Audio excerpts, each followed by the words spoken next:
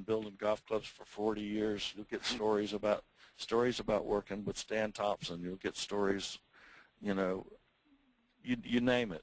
It runs the gambit from the guy that doesn't know what the black thing is, the black plastic thing is above the club head. Hosel, sure. Yeah. What is that? I got this little black thing with my golf club. I don't know what to do with it. Right. You get those guys all the way up to, you know, the guys that right now there's a serious thread going on about, you know, whether or not frequency means anything. You know, that's and it actually, you know, they're starting, Ben profiles are becoming more and more the subject. It's very technical. It's a very basic. So, you know, for $50 a year, it's the best value in the world.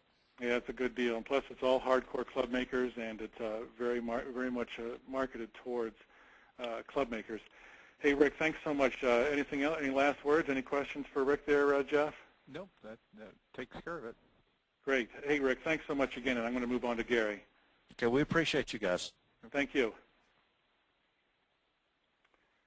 Okay, Gary, let's give you one more shot here. Can you hear me, Gary? Rob, how are you? Hey, how are you? Were you off at a 3-martini lunch there? No. Maybe I was. The way my eyes are getting, I'm almost 50 years old here. There's so many buttons on the dashboard. Maybe I was just pushing the wrong thing here. I apologize about that. No problem. It's not even lunchtime here. Oh, there you go. All right. Well, I've known Gary for a long time, and he's at Condor Golf, and that's condorgolf.com, and his phone is 623-581-2986. So, Gary, you want to give a brief intro about yourself, a little bit of history of club making? Yeah, I've actually been in the golf business since 1972.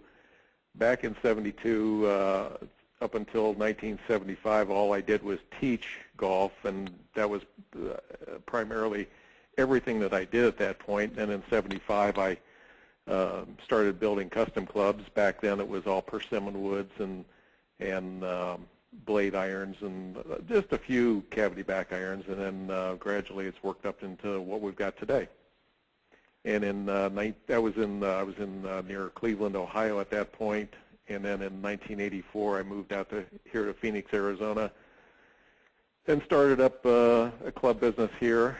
I should say back in Ohio I also had a golf club, a golf practice range, as well as the golf shop.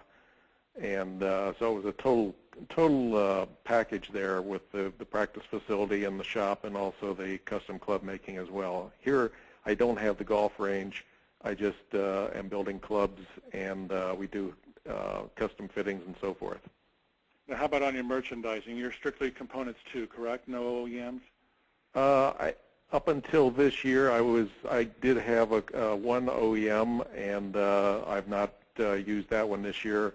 So yes, I'm strictly custom components at this point. Yes. Great. And your primary marketing effort, what is your primary channel? Is it the website you had mentioned? I would say probably 80% of our business has come off the website, and I started the website back in 1998. Great. And saw that by about 2001 that it was actually doing more business than the walk-in trade was. So I tried to stay primarily with the website, but we still get about 20% of our business is walk-in business. Mm-hmm.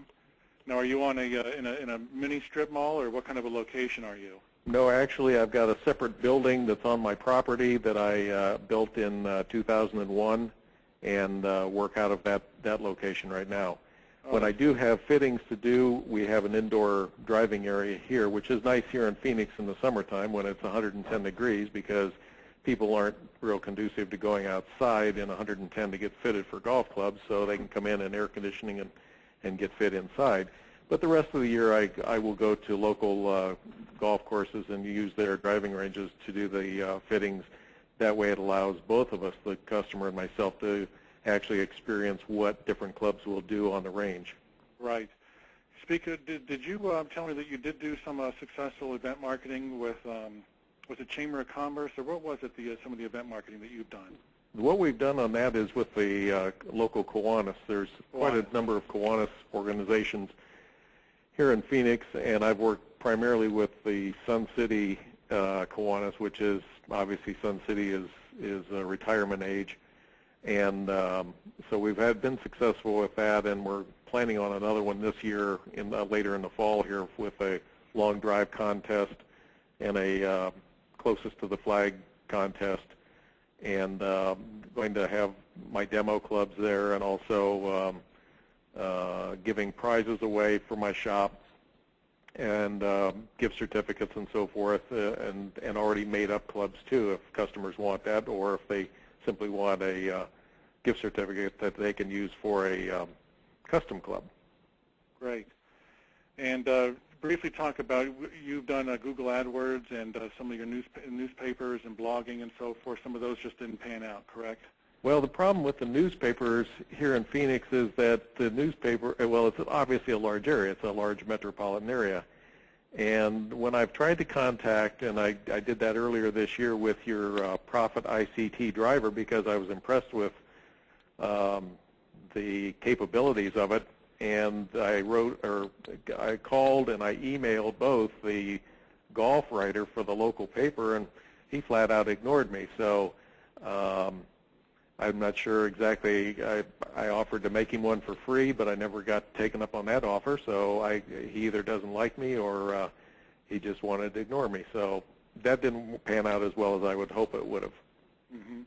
And you've done some blogging in the past too, but it's just like I've said, it just takes too long to feed it. Right. The blogging, and I'm on Facebook and so forth.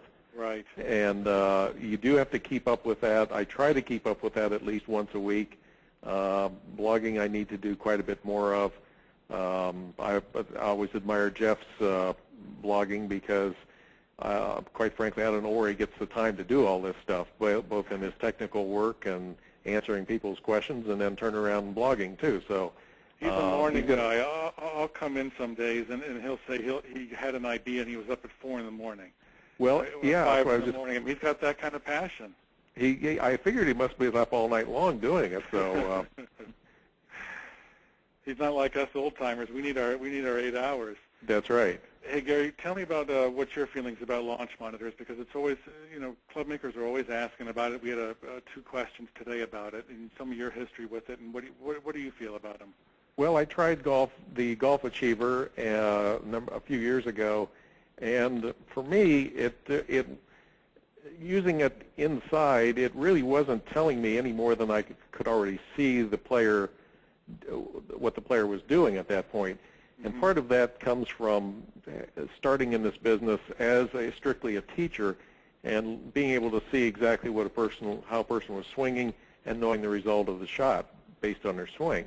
Right. So I was finding that it was just taking too long. As I was telling you, I would be working an hour and a half, 2 hours, 2.5 hours, when the fitting should have been done in maybe an hour to an hour and a half at the very, very most. And right. So I just found that and it was raising more questions than it was answering too, because the customer would say, well, why is this, or what is the result of the face angle coming into the ball at 2 degrees closed or whatever.